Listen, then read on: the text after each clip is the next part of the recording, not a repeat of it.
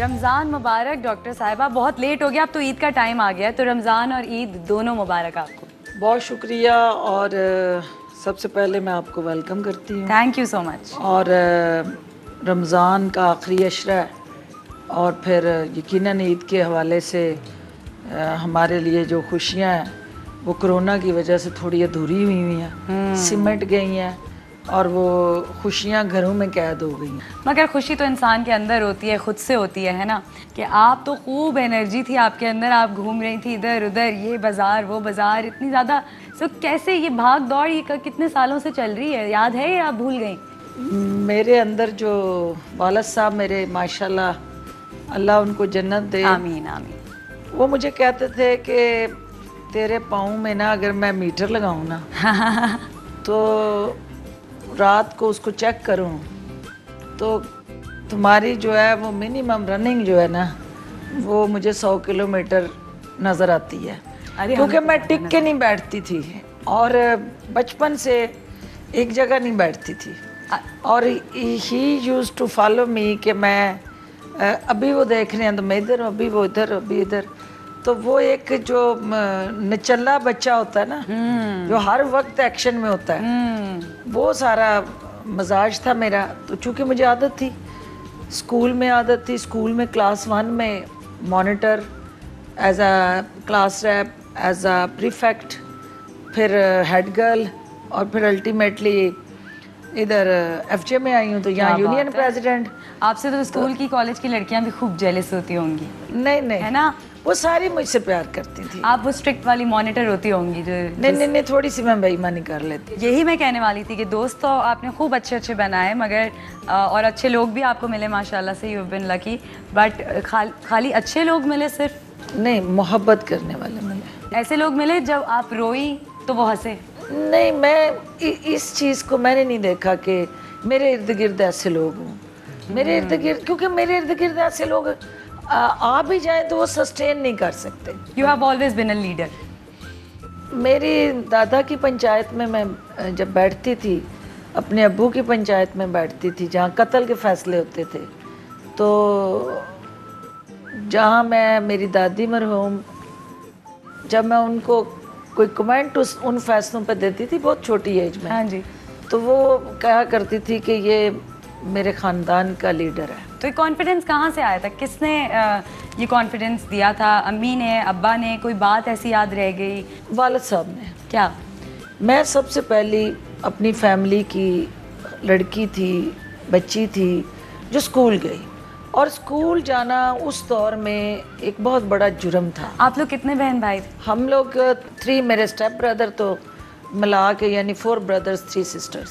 तो आपने बचपन कैसा गुजारा? अम्मी के साथ कैसा रिलेशनशिप था? देखिए, मैंने देखा कि उस इलाके में जब हम पैदा हुए तो पहला वहाँ पे पक्की कोठी जिसको कहेंगे या मकान कहेंगे या घर कहेंगे, फार्म हाउस कहेंगे, वो हमारा था। तो जब हमने आँख खोली तो उस पूरे एरिया में we were the privileged family, we were the most respected family. सबसे अहम बात यह है कि जो बच्ची इर्द गिर्द के देहात से कहीं स्कूल जाती तो मेरे दादा लोग उसको बुलाते, उसको खुद पैसे देते कि तू बच्ची आवारा करने लगा है, ये पकड़, अगर तेरे पास पैसे नहीं हैं तो ये ले, उसकी शादी कर दे, वो उसको दूसरे गांव में नहीं जाने देना। फिर आप पे शादी का तो प्रेशर? फिर ये हमारे लिए चैलेंज था। जब मेरी बारी आई तो मेरी वालिदा ने बगावत की, क्योंकि मेरा सारा ननिहाल जो है वो आर्मी में है। अच्छा, पढ़े लिखे हैं। उस दौर में यानी जिस वक्त हम स्कूल में जा रहे थे तो मेरी कज़न्स जो हैं वो ग्रेजुएट हो चुकी हुई थी, और दोनों फैमिलीज़ में कंट्रास्ट ये था कि ये फैमिली मेरी ददहाल की पैसे वाली थी, ज़िम्मेदार थे और बिजनेसमैन थे, सियासतदान थे। वो फैमिली जो थी वो पढ़े लिखे लोग थे, मुलाजमत पेशा थे और फिनंशियली इकनॉमिकली इतने स्ट्रॉन्ग नहीं थे जितने हमारा ददहाल था, लेकिन शऊर में बहुत आगे थे। ट्रू। और फिर वो प्रेशर था मेरे मामू लोगों का, ननिहाल का, कि जब मेरी वालदा वहाँ गई उस फैमिली में, उन्होंने चेंज लाई, उन्हें स्टैंड लिया, उन्होंने कहा नहीं मेरी बेटियाँ तो पढ़ेंगी। और वो रेजिस्टेंस जो फैमिली में आई उन्होंने कहा जी मुझे आप निकालना चाहते हैं निकाल दें, लेकिन मेरी बेटियां पढ़ेंगी। ओए होए, ये एंड वाली जो थी ना, ये सबसे हैवी थी। और ये जो था ना सूरत हाल, अब हमारे ऊपर प्रेशर क्या था कि जब हमें शहर भेजा गया, दाखिल कराया गया, अब हमारी वालदा ये सबक हमें पढ़ाती थी बैठ के, तुम लोगों के पास गलती की गुंजाइश नहीं, मुझे लेट डाउन नहीं करना, मुझे इस फैमिली के सामने शर्मिंदा ना करना, मुझे कोई ऐसी चीज़ ना करना जिससे ये साबित हो कि तुम्हारा वालिद, उनकी आइडियोलॉजी गलत थी, मुझे तुम लोगों में कामयाबी देखनी है, मैंने तुम्हें रुका हुआ नहीं देखना, आगे बढ़ो। ये वो वजह थी कि मैं 7th क्लास में गद्दी रख के नीचे मेरे वालिद साहब ने मुझे ड्राइविंग सिखाई, और वो जिस तरह मैं ट्रेन कर रहे थे, आई विश कि मैं कम अज़ कम अपने बच्चों को वैसा ट्रेन कर सकूं। रमज़ान में भी आपने बड़ा मसरूफ़ रमज़ान गुजारा, और याद है कि कब ज़रा फ्री टाइम में ईद मनाई थी लास्ट? ज़िंदगी में तो ये मौका मिला ही कोई नहीं है, यकीन माने। क्योंकि यकीन माने मेरी शादी के बाद वाली ईद जो थी, कैसे हुई थी शादी? शादी में छुट्टी पे आई हुई थी, क्रिसमस और न्यू ईयर हॉलीडेज पे, तो उसके बाद ये था कि शादी के बाद वाली ईद जो है वो सुकून वाली ईद होती है, लेकिन वो सुकून वाली नहीं थी, वो दावतों वाली ईद थी। शादी करने का शौक था? नहीं, बिल्कुल नहीं था। तो गुस्से में थी जब शादी की गई थी? नहीं नहीं, मेरी वालदा और वालिद साहब की ख्वाहिश थी कि उनकी ये रिस्पॉन्सिबिलिटी है और ये करनी चाहिए, और वालिद साहब, ऐसा तो नहीं था लड़की कहाँ पहुँच रही है? उनको ये था कि क्योंकि ये इंटरनेशनली सारा टाइम फिर रही होती है, तो इसके साथ एक गार्ड होना ज़रूरी है। हाँ, तो आपको कोई गार्ड वैसे खुद से नहीं मिला था? नहीं, वैसे तो गार्ड होते हैं जो कस्टोडियन गार्ड हो। कस्टोडियन गार्ड, ये बात है, उस दोनों में फ़र्क होता है। तो फिर क्या शादी के बाद कैसी रही ज़िंदगी? जो मेरा गार्ड चुना गया, कस्टोडियन गार्ड, हाँ जी, वो खुद 16 साल जापान रहा, तो वो भी मेरा ये था कि भाई आप शादी ज़रूर करें। मुझे कहा गया 3 क्राइटेरिया थे।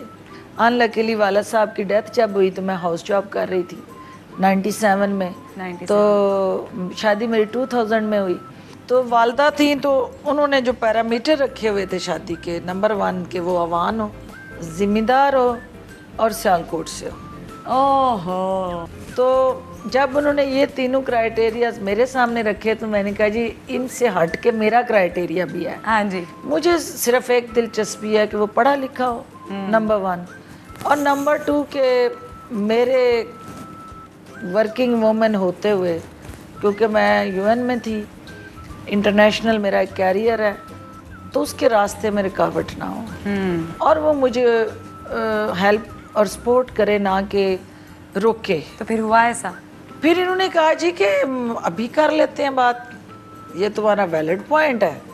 तो मेरी सिस्टर्स ने नंबर मिलाया, ही वाज इन जापान। तो उन्होंने कहा जी कि भाई बात ये है कि उसने तो करना है, अपना प्रोफेशन छोड़ना कोई नहीं है, तो आप बताएं कि आप अगर समय, और ये ज़हन में रखें कि she is a working woman, तो अगर आपको कोई घरेलू खातून चाहिए जो आपके लिए खाने बनाए, बच्चे पाले, घर को मैनेज करे, तो वो she is not fit for that. और आप थोड़ा सा फिर नज़रसानी कर लें। आपकी वालदा ने नहीं कहा कि बेटा घर बसाना है या क्या प्रायोरिटी होनी चाहिए या क्या ज़रूरी है? शी वांट के भाई दोनों चीज़ें साथ लेके चलो। इतना सारा दिमाग जब होता है एक औरत के पास, तो वो क्या सोच के सियासत में जाती है? देखिए उसमें चूँकि मेरे वालिद साहब इससे पहले जो है वो he was a politician in that way कि भुट्टो साहब की असेंबली के साथ उस वक्त उन्होंने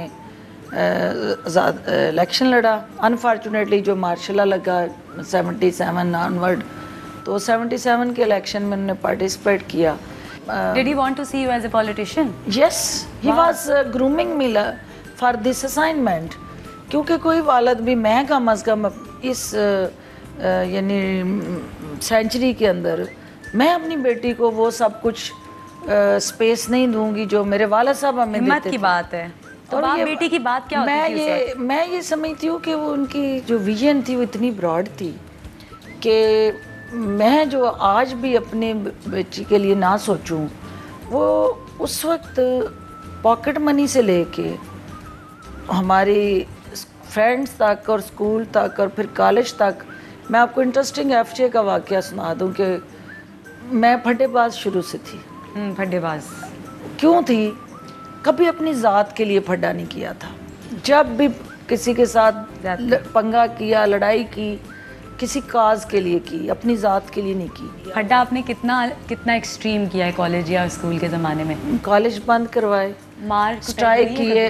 नहीं, हमने सड़कों पे एहतजाज सड़कों पे किए, आके अपना हक मांगने के लिए शोर मचाया। कभी और आप जख्मी हुई हैं ऐसे किसी वाक़े में? नहीं, डायरेक्टली नहीं हुई, लेकिन एक दफ़ा अपनी एनाटमी की प्रोफेसर के सामने बैठी हुई थी। हाँ। और साथ प्रिंसिपल के ऑफिस में, तो उन्होंने मुझे कहा कि स्ट्राइक ऑफ करो।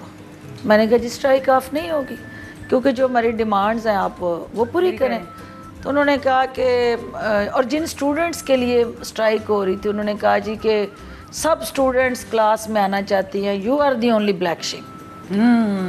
जो ही उन्होंने ये कहा तो मैंने ना ज़ोर से मुक्का मारा उस टेबल पे कि how you can say this. तो जो ही मैंने वो मारा मुक्का तो वो शीशा टूटा, तो उससे वहाँ मेरा ये सारा हाथ कट गया, ये स्टिचिंग हुई सारी इस पे। और अगर आपकी स्ट्राइक हो रही होगी और आपको कहा जाएगा कि ऑफ कर दो, तो मैं उसके लिए ऑफ कोर्स अपनी लॉजिकल डिमांड्स जो हैं उसको पूरा करवाऊंगी, और जो हमेशा करवाती रही हूँ। हम स्ट्राइक ऑफ कर रहे हैं छोटी सी ब्रेक के लिए, आप लोग कहीं मत स्ट्राइक ऑफ कीजिएगा। Will be right. The world is in your hands with ARY News. Introducing the language selection option in the ARY News app. Download the latest version now for this unique feature, bringing the major spoken languages from across the globe at your fingertips. Karachi, Pakistan International Airlines PIA is on the way. كراتشي إن الخطوط الجوية الباكستانية. Staying updated was never this easy. ARY News, now speaking your language.